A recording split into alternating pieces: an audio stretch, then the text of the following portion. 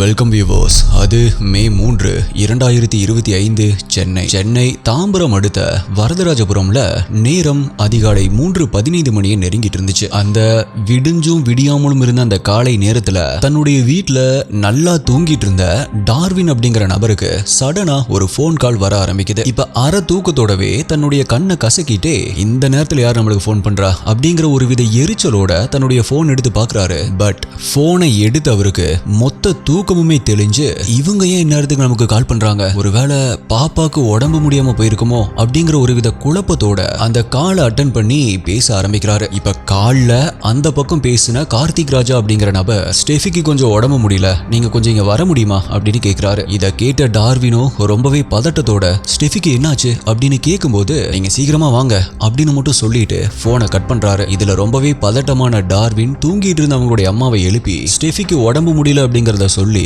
அவங்கள உடனடியா கிளம்ப சொல்றாரு. ஆனா அதே நேரத்துல அவருடைய சின்ன வயசு ஃப்ரெண்ட் மற்றும் டாக்டரா இருந்த ஒரு நபருக்கும் கால் பண்ணி இந்த விஷயத்தை சொல்றாரு. சோ இப்ப இந்த 3 பேருமே சேர்ந்து டார்வின் வீட்டுக்கு பக்கத்து தெருவில் இருக்கிற, ஆக்சுவலா ஸ்டெஃபியுடைய வீடு ரொம்ப தூரமாலாம் இல்ல, இவங்களுடைய வீட்டுக்கு பக்கத்து தெருவுல தான் இருக்கு. சோ இப்ப இந்த 3 பேருமே சேர்ந்து ஸ்டெஃபியுடைய வீட்டுக்கு வேகமா போக ஆரம்பிக்கிறாங்க. அப்படி அங்க போய் பார்க்கும் பொழுது ஸ்டெஃபி பேச்சு மூச்சு இல்லாம தரையில கிடக்கிறத பார்த்து இவங்க 3 பேருமே ஒரு நிமிஷம் அதிர்ச்சியில உறைஞ்சு போறாங்க. இப்ப டார்வினும் அவருடைய அம்மாவும் உடனடியா ஸ்டெஃபி கிட்ட ஓடி போய் அவங்களை எழுப்புறதுக்கு ட்ரை பண்றாங்க. பட் ஸ்டெஃபி கிட்ட இருந்து எந்த ஒரு அசைவுமே இல்ல. சோ இப்ப டார்வின் ஸ்டெஃபியை எழுப்ப ட்ரை பண்ணிட்டு அங்கிருந்த நபர்கள் கிட்ட என்னாச்சு, இது எப்படி நடந்துச்சு, எதனால ஸ்டெஃபி மயக்கத்துல இருக்கா அப்படின்னு கேள்விகள் மேல கேள்வி கேட்க ஆரம்பிக்கிறாரு. அப்ப அங்கிருந்த ராஜ்மோகன் அப்படிங்கிற நபர் ஸ்டெஃபி பாத்ரூம்ல வழுக்கி விழுந்து மயக்கம் போட்டதாகவும் அதிலிருந்தே அவங்க மயக்கத்துல தான் இருக்காங்க அப்படின்னு சொல்லியிருக்காரு. சோ இப்ப டார்வின் அவர் கூட வந்திருந்த டாக்டர் ஃப்ரெண்ட ஸ்டெஃபியை செக் பண்ண சொல்லி கேட்கிறாரு. ஆனா அப்படி செக் பண்ணி பார்த்த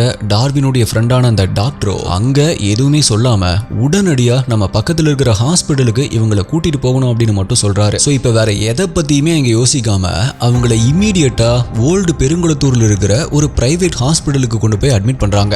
பட் அங்க ஸ்டெஃபியை செக் பண்ண டாக்டர்ஸ் ஸ்டெஃபி ஆல்ரெடி இறந்துட்டாங்க அப்படிங்கிற அதிர்ச்சியான தகவலை டார்வின் அண்ட் ஃபேமிலி கிட்ட சொல்ல ஆரம்பிக்கிறாங்க. இதை கேட்ட டார்வினும் அவங்க அம்மாவும் அந்த இடத்திலேயே கதறி அழுக ஆரம்பிக்கிறாங்க. சோ எஸ்டிஏ இந்த ஸ்டெஃபி யாரு, டார்வின் ஃபேமிலிக்கும் இவங்களுக்கும் என்ன சம்பந்தம், டார்வினுக்கு கால் பண்ண கார்த்திக் ராஜா யாரு, அண்ட் ஸ்டெஃபிக்கு என்னதான் நடந்துச்சு அப்படிங்கிற இப்ப ரீசெண்டா 3 மாசத்துக்கு முன்னாடி மொத்த தமிழ்நாட்டையுமே அதிர்ச்சிக்கு உள்ளாக்குன ஸ்டெஃபி மெட்டில்டா கேஸ பத்தி தான் இன்னைக்கு வீடியோல நம்ம டீகோட் பண்ண போறோம். நீங்க பார்த்துட்டு இருக்கிறது சரவணன் டீகோட்ஸ். நான் உங்கள் சரவணன். வாங்க இன்னைக்கு வீடியோக்குள்ள போலாம்.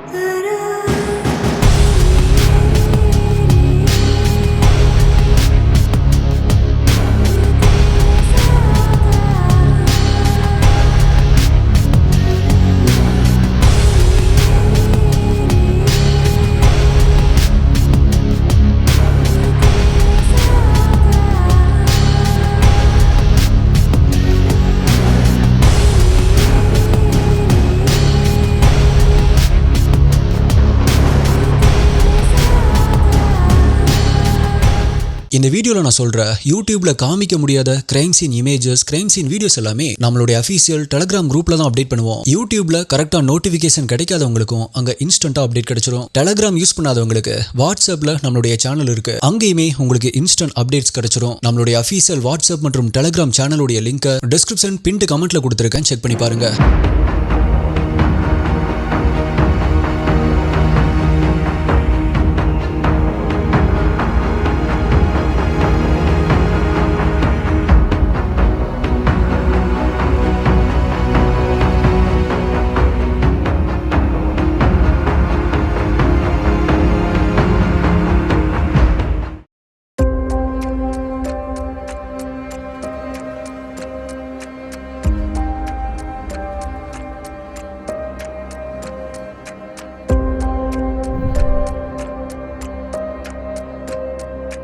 சென்னை தாம்பரம் அடுத்த வரதராஜபுரத்தை சேர்ந்த சுனிதா தேவி அப்படிங்கிறவங்க தன்னுடைய கணவர், மகள் ஸ்டெஃபி மெட்டில்டா மற்றும் தன்னுடைய மகனான டார்வின் வெண்ணையா இவங்களோட ரொம்பவே சந்தோஷமா வாழ்ந்துட்டு வந்தாங்க. பட் எப்படி இந்த கோவிட் பல பேருடைய வாழ்க்கையை மாத்துச்சோ அதே மாதிரி தான் அவங்களுடைய குடும்பத்தையும் தலைகீழா புரட்டி போட்டுச்சு. எஸ், சுனிதாவுடைய கணவர் உடல்நிலை சரியில்லாம கோவிட் டைம்ல இறந்து போறாரு. பட் என்னதான் அந்த குடும்பம் அவங்களுடைய குடும்ப தலைவரையே இழந்துட்டு மனசொடைஞ்சு போயிருந்தாலும் மனம் தளராத சுனிதா தேவி அவங்க வீட்டில் இருக்கிற ஒரு போர்ஷனை மட்டும் வாடகைக்கு விட்டுட்டு தனி ஆளா தன்னுடைய மொத்த குடும்பத்தையும் பார்த்துட்டு வந்தாங்க. இப்படி போயிட்டு இருந்த அந்த நிலைமையில தான் 2022 வருடம் சுனிதாவுடைய வீட்டுக்கு வாடகைக்கு வந்திருந்த ராஜ்மோகனுக்கும் அந்த டைம்ல காலேஜ் படிச்சுட்டு இருந்த தன்னுடைய மகளான ஸ்டெஃபிக்கும் பழக்கம் ஏற்பட்டு அது நாளடைவுல காதலா மாற ஆரம்பிக்குது. அவங்க லவ் பண்ண ஆரம்பிச்ச சில மாதங்கள்லேயே இந்த விஷயம் ஸ்டெஃபியுடைய வீட்டுக்கு தெரிஞ்சு அவங்க காதலுக்கு கடும் எதிர்ப்பு தெரிவிக்கிறாங்க. அண்ட் ஆஃப் கோர்ஸ் அதுக்கான ரீசன் உங்களுக்கே தெரிஞ்சிருக்கும். Steffi Christian and Rajmohan Hindu. So ரெண்டு பேருமே வேற வேற ரிலிஜியனை சேர்ந்தவங்க அப்படிங்கிறதுனால அவங்க வீட்டில் அவங்க லவ் அக்செப்ட் பண்ணல. அண்ட் சில நியூஸ் சேனல்ல ரெண்டு பேருடைய கேஸ்டும் தான் பெரிய ப்ராப்ளமா இருந்ததாகவும் சொல்லப்படுது. அதாவது ஸ்டெஃபி தலித் சமூகத்தை சேர்ந்தவங்க அப்படின்னும் ராஜ்மோகன் அவங்கள விட உயர்ந்த சமூகத்தை சேர்ந்தவங்க அப்படின்னு சொல்லப்படுது. பட் காதலுக்கு கண்ணே இல்ல அப்படின்னு சொல்றப்ப ஜாதி மட்டும் எப்படி தெரியும்? சோ ஸ்டெஃபி அண்ட் ராஜ்மோகன் ரெண்டு பேருமே தங்களுடைய முடிவுல உறுதியா இருந்ததுனால பசங்களுடைய சந்தோஷம் தான் முக்கியம் அப்படின்னு யோசிச்ச ராஜ்மோகனுடைய பேரண்ட்ஸ் ஸ்டெஃபியுடைய வீட்டுல வந்து பேசி ஸ்டெஃபி மற்றும் ராஜ்மோகன் ரெண்டு பேர்த்துக்குமே February 19, 2024 அதாவது அவங்க லவ் பண்ண ஆரம்பிச்ச அடுத்த 2வது வருஷத்துல இரண்டு ஃபேமிலியுடைய சம்மதத்தோட அவங்களுடைய கல்யாணத்தை முடிவு பண்றாங்க. முடிவு பண்ண மாதிரியே ஸ்டெஃபி அண்ட் ராஜ்மோகனுடைய மேரேஜ் ராஜ்மோகனுடைய சொந்த ஊரான சிவகங்கையில் இருக்கக்கூடிய ஒரு கோவில்லையும் ரிசப்ஷன் மீனம்பாக்கம் சர்ச்சிலையும் நடந்து முடியுது. இதுல கல்யாணத்துக்கு முன்னாடி ராஜ்மோகனுடைய ஃபேமிலி 100 சவரன் நகை மற்றும் ஒரு காரை வரதட்சணையா கேட்டிருக்காங்க. பட் ஸ்டெஃபியுடைய அம்மாவோ ஸ்டெஃபிக்கு 40 சவரன் நகையும் ராஜ்மோகனுக்கு 5 சவரன் நகையும் அண்ட் கூடவே 2 லட்சம் ரூபாய் மதிப்புள்ள ஒரு பைக்கையும் வாங்கி கொடுத்திருக்காங்க. அண்ட் அது மட்டும் இல்ல, ஆன்லைன் மற்றும் ஆஃப்லைன் மூலமாகவும் சில லட்சங்கள் பணம் கொடுத்ததாகவும் சொல்லப்படுது. அண்ட் ரிசப்ஷனுக்கு மட்டுமே கிட்டத்தட்ட 5 லட்சம் ரூபாய் செலவு பண்ணதாகவும் சில நியூஸ் பேப்பர்ஸ்ல சொல்லியிருக்காங்க. அண்ட் இது எல்லாமே இல்லாம யூஷுவலா இந்த பாத்திரம் பண்டம் அப்படின்னு வீட்டுக்கு தேவையான பொருட்கள் அப்படின்னு இது எல்லாத்தையுமே வாங்கி கொடுத்திருக்காங்க. அண்ட் அது மட்டும் இல்ல, கல்யாணத்துக்கு அப்புறமா ஸ்டெஃபியுடைய வீட்டுக்கு பக்கத்து தெருவிலேயே அதாவது ஒரு 200 மீட்டர் டிஸ்டன்ஸில் இருக்கிற ஒரு வீட்லயே அவங்க ரெண்டு பேரையுமே குடி வச்சிருக்காங்க. இப்படி கல்யாணத்துக்கு அப்புறமா சில நாட்கள் எல்லாமே நல்லா தான் போயிட்டு இருந்துச்சு. 22 வயதான ஸ்டெஃபி ஒரு பிரைவேட் ஃபர்ம்ல HR மேனேஜரா வேலை பார்த்து கை நிறைய சம்பாதிச்சிட்டு இருந்தாங்க. அண்ட் மாடலிங்லயும் அதிகப்படியான ஆர்வம் இருந்ததுனால நிறைய மாடலிங் ரிலேட்டடான வேலைகளையும் செஞ்சுட்டு இருந்தாங்க. அண்ட் இதுக்கு முன்னாடி கூட 2021 மெட்ராஸ் ஃபேஷன் ஐகான் அப்படிங்கிற அவார்டை வின் பண்ணியிருந்தாங்க. அதே நேரத்தில் 28 வயதான ராஜ்மோகனும் திருமுடிவாக்கம்ல என்ஜினியரா ஒர்க் பண்ணிட்டு இருந்தாரு. மனசுக்கு பிடிச்ச வேலை, கை நிறைய சம்பளம், லவ் பண்ண பயணியை கல்யாணம் பண்ணது அப்படின்னு ஸ்டெஃபியுடைய வாழ்க்கை ரொம்பவே சந்தோஷமா மாற ஆரம்பிக்குது. பட் மழை கொட்டி தீர்த்துட்டு போன கார்மேகம் போல அவங்களுடைய சந்தோஷமும் மெல்ல மெல்ல கரைய ஆரம்பிக்குது. எஸ், கொஞ்சம் கொஞ்சமா ஸ்டெஃபிக்கு ராஜ்மோகன் குடும்பத்துடைய சுயரூபம் தெரிய வருது. ஆமா எஸ்டிஏ, ஸ்டெஃபிய அவங்களுடைய கம்யூனிட்டியை வச்சு திட்டுறது, எதுக்கு எடுத்தாலும் இந்த சடங்கு செய்யணும் அந்த சடங்கு செய்யணும் அப்படின்னு ஸ்டெஃபியுடைய அம்மா வீட்டுல இருந்து பணம் வாங்கிட்டு வா அப்படின்னு சொல்றது, ஸ்டெஃபிய பிசிக்கல் அபியூஸ் பண்றது அப்படின்னு இந்த மாதிரி பல கொடுமைகளை பண்ண ஆரம்பிக்கிறாங்க.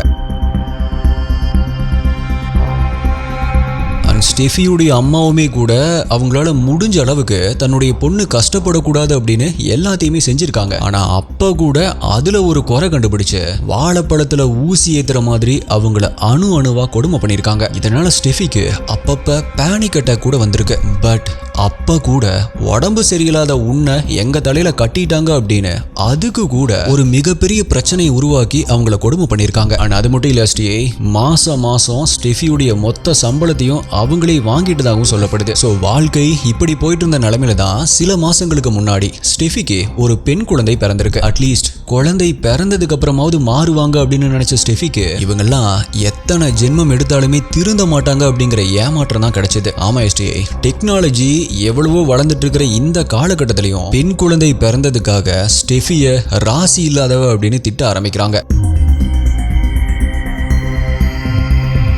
ஆனா எனக்கு இதுல ஒரு விஷயம் மட்டும் புரியவே இல்லை எஸ்டிஏ. உங்களுக்கு புரிஞ்சா என்ன அப்படின்னு எனக்கு கமெண்ட்ஸ்ல சொல்லுங்க. அதாவது பெண் குழந்தைய வேணாம் அப்படின்னு சொல்லிட்டு குழந்தைக்கு ஒரு தொட்டில் 4 சவரத்துல நகை மற்றும் 2 லட்சம் ரூபாய் பணம் கேட்டிருக்காங்க நம்ம ராஜ்மோகன் கோ. எனக்கு இதை கேட்கும் போதெல்லாம் யாரா நீங்களாம், என்னங்கடா உங்க லாஜிக் அப்படின்னு தான் கேட்க தோணுது எஸ்டிஏ. ஆனா இது ஸ்டெஃபியே தேடிக்கிட்ட வாழ்க்கை அப்படிங்கிறதுனால அவங்களால முடிஞ்ச வரைக்குமே யாருக்கிட்டையுமே எதுவுமே சொல்லாம எல்லா கொடுமைகளையும் பொறுத்துக்கிட்டாங்க. பட் அப்பதான் அவங்களுக்கு இன்னுமே மன வேதனையை தர்ற மாதிரியான ஒரு அதிர்ச்சியான விஷயம் தெரிய வருது. அதாவது கல்யாணத்துக்கு முன்னாடி ராஜ்மோகன் ஒரு பொண்ணை விரும்பினதும், ஆனா அந்த பெண்ணுடைய பெயரை ராஜ்மோகன் பச்சை குத்தி இருக்கிறதையும் பார்த்து ஸ்டெஃபி சுக்கு நூறா உடைஞ்சு போறாங்க. ஆனா அதை பத்தி கேட்கும் பொழுது ராஜ்மோகன் என்னென்னமோ காரணங்களை சொல்லி சமாளிச்சிருக்கான். ஆனா அது மட்டும் இல்ல எஸ்டிஏ, சில மீடியா ஹவுசஸ்ல ராஜ்மோகனுடைய தம்பி கார்த்திக் ராஜா ஸ்டெஃபிய செக்ஸுவல் அபியூஸ் பண்ணிருக்கிறதாகவும் சொல்லப்படுது. இப்படி நாளுக்கு நாள் பிரச்சனை அதிகமாயிட்டே போனதுனால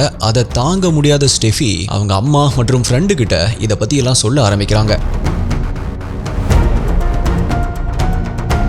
என்னதான் முதல்ல அவங்க ஸ்டெஃபியை சமாதானம் பண்ணி அனுப்பிடலாம் அப்படின்னு நினைச்சாலுமே அந்த விஷயத்துடைய சீரியஸ்னஸை புரிஞ்சுக்கிட்டு ஸ்டெஃபி என்ன முடிவெடுத்தாலும் அவங்க சப்போர்ட் பண்றதா சொல்லியிருக்காங்க. இப்படி இருந்த நிலைமையில தான் மே 2ஆம் தேதி ஸ்டெஃபிக்கும் ராஜ்மோகனுக்கும் ஏதோ ஒரு வாக்குவாதம் ஏற்பட்டிருக்கு. ஸோ ஸ்டெஃபியுடைய பிரதர் டார்வின் மற்றும் அவங்களுடைய அம்மாவான சுனிதா தேவி இவங்க 2 பேரும் தான் நைட்டு 9 மணி வரைக்குமே ஸ்டெஃபியை சமாதானம் பண்ணி வீட்டில் விட்டுட்டு வந்திருக்காங்க. பட் அப்படி ஸ்டெஃபி அங்க வீட்டில் விட்டுட்டு வந்தது எவ்வளவு பெரிய தப்பு அப்படின்னு அப்போ அவங்களுக்கு தெரியாம போயிருச்சு. ஆமா எஸ்டிஏ, அப்படி அவங்க ஸ்டெஃபியை சமாதானம் பண்ணி விட்டுட்டு வந்த அடுத்த சில மணி நேரத்துல தான் நான் இன்ட்ரோல சொன்ன சம்பவங்கள் நடக்க ஆரம்பிக்குது. இதுல ரொம்பவே கொடுமையான ஒரு விஷயம் என்ன தெரியுமா, டார்வினும் மத்தவங்களும் அங்க போய் தரையில மூச்சு பேச்சு இல்லாம கிடக்கிற ஸ்டெஃபியை செக் பண்ற வரைக்கும் அந்த வீட்டுல இருந்த யாருமே ஸ்டெஃபிக்கு ஒரு ஃபர்ஸ்ட் எய்ட் கூட பண்ணல அப்படின்னு சொல்லப்படுது. சரி, ஃபர்ஸ்ட் எய்ட் கூட விடுங்க, ஸ்டெஃபி பக்கத்துல கூட யாருமே போகல அப்படின்னு சொல்லப்படுது. ஹாஸ்பிட்டலுக்கு கொண்டு போகும் பொழுதே ஸ்டெஃபியுடைய உடம்புல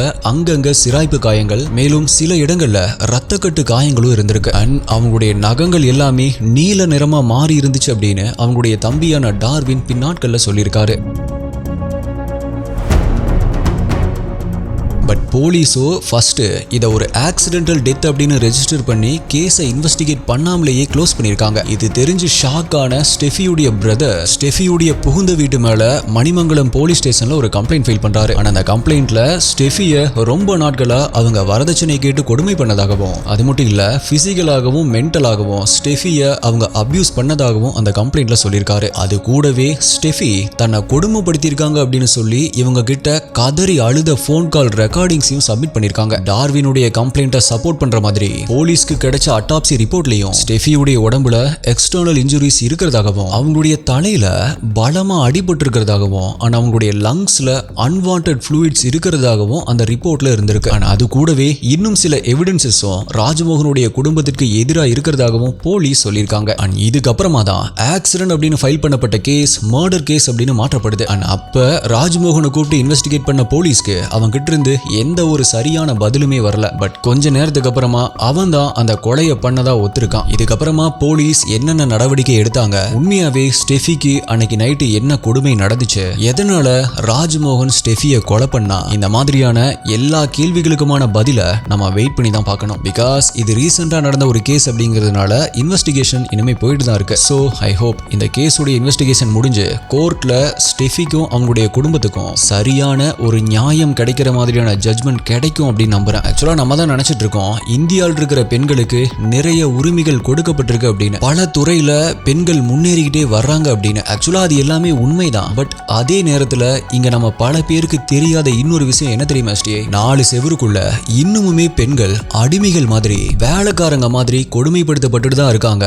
அதுவுமே வரதட்சணை அப்படிங்கிற பேர்ல. ஆக்சுவலா இந்த வரதட்சணை தடுப்பு சட்டம் 1961 கொண்டு வந்துட்டாங்க. ஆனா இந்த 64 வருஷத்துல இதுல எந்த ஒரு பெரிய மாற்றமுமே கொண்டு வரப்படல. பட் நிறைய பேரு இந்த வரதட்சணை கொடுமையை மிஸ்யூஸ் பண்ணிட்டு தான் இருக்காங்க. எனக்கு டிவோர்ஸ் வேணும், மாசம் மாசம் எனக்கு இவ்வளவு காசு தரணும் அப்படிங்கிற மாதிரி இதை மிஸ்யூஸ் பண்ற ஆளுகளும் இருக்க தான் செய்யறாங்க. இதுல இன்னொரு பெரிய கொடுமையே இந்த வரதட்சணை அப்படிங்கிறது இப்ப ஒரு ஸ்டேட்டஸா ஒரு பிரஸ்டீஜா மாத்திட்டாங்க. போன மாசம் கூட ரிதன்யாவுடைய கேஸ்ல பார்த்தோமே, அந்த மாதிரி எங்களுடைய பொண்ணுக்கு நாங்க இவ்வளவு நகை போட்டிருக்கோம், மாப்பிள்ளைக்கு இவ்வளவு லட்சத்துல கார் வாங்கி கொடுத்திருக்கோம், மாப்பிள்ளைக்கு பிசினஸ் வச்சு கொடுத்திருக்கோம், இந்த மாதிரி அவங்க அவங்களுடைய கௌரவத்தை வெளிக்காட்டுறதா நினைச்சு மறைமுகமா இந்த மாதிரி சம்பவங்கள் நடக்கிறதுக்கு தெரிஞ்சோ தெரியாமலேயோ பொண்ணை பெத்தவங்களே ஒரு முக்கியமான காரணம் ஆயிடுறாங்க. அதனாலதான் இந்த மாதிரி வரதட்சணை அப்படிங்கிற பேர்ல பெண் பிள்ளைகளை வச்சிருக்கிற பேரண்ட்ஸ சொரண்டி சாப்பிடுற கும்பல் நாங்க எதுவுமே கேட்கல, அவங்க தான் பொண்ணு மேல இருக்கிற பாசத்துல கொடுத்தாங்க, அதெல்லாம் வரதட்சணை இல்ல, அவங்களோட பொண்ணோட எதிர்காலத்துக்காக அவங்க கொடுக்குற ஒரு பரிசு அப்படின்னு சிம்பிளா வெக்கமே இல்லாம சிரிச்சுட்டு சொல்லிட்டு தெரியுறாங்க. ஆக்சுவலா என்ன பொறுத்த வரைக்கும் வரதட்சணை வாங்குறதும் தப்பு, கொடுக்கறதும் தப்பு. அண்ட் இதே இடத்துல இன்னொரு விஷயத்தையும் நீங்க முக்கியமா யோசிக்கணும். எப்படி வரதட்சணை தப்போ அதே போல மாப்பிள்ளைக்கு 6 டிஜிட்ல சேலரி இருக்கணும், சொந்தமா ஒரு வீடு இருக்கணும், மாப்பிள்ளைக்கு கடனே இருக்க கூடாது, ஹெலிகாப்டர்ல வந்து தான் எங்களை பொண்ணு கேட்கணும், அது வேணும் இது வேணும் அப்படின்னு 1000 கண்டிஷனை பொண்ணு வீடு சைடுல இருந்து வைக்கிறாங்க இல்லையா? அப்ப அதுக்கு பேரு என்ன எஸ்டிஏ? அதுவும் வரதட்சணை தானே, மாடர்ன் டே வரதட்சணை. பொண்ணு கிட்ட வரதட்சணை கேட்க கூடாது அப்படின்னு சொல்ற அதே வாய் தான் மாப்பிள்ளைக்கு இவ்வளோ சொத்து இருந்தாதான் கல்யாணம் பண்ணி வைப்பேன் அப்படின்னு சொல்லுவாங்க. என்னடா நியாயம் இது? ஆக்சுவலா 2 பேருமே குடும்பம் நடத்துற அளவுக்கு சம்பாதிக்கிறானா, நல்ல பையனா இருக்கானா, அது போதும் அப்படின்னு சொல்லி கல்யாணம் பண்ணி வைங்க. சில பேருக்கு சொல்றேன், உங்களுக்கு பெரிய இடத்துல தான் மாப்பிள்ளை வேணும் அப்படின்னா அவங்களும் அதையே தான் உங்ககிட்ட எக்ஸ்பெக்ட் பண்ண போறாங்க, வரதட்சணை கேட்க தான் செய்வாங்க. ஸோ இங்க திருந்த வேண்டியது 2 சைட்லயும் தான். மை டியர் எஸ்டிஐ இன்வெஸ்டிகேட்டர்ஸ், நீங்க இதை பத்தி என்ன நினைக்கிறீங்க? நான் இப்ப சொன்ன கருத்துக்களை உங்களுடைய கருத்துக்களை மறக்காம கீழே கமெண்ட் பண்ணுங்க. ஆல்சோ அடுத்தது என்ன டாபிக் வேணும், என்ன கேஸ் வேணும் அப்படிங்கறதையும் கீழே கமெண்ட் பண்ணுங்க. உங்களுடைய பெஸ்டான கமெண்ட் அடுத்த வீடியோல வரும். வேற ஒரு வீடியோல மீட் பண்றேன். நன்றி, பாய்.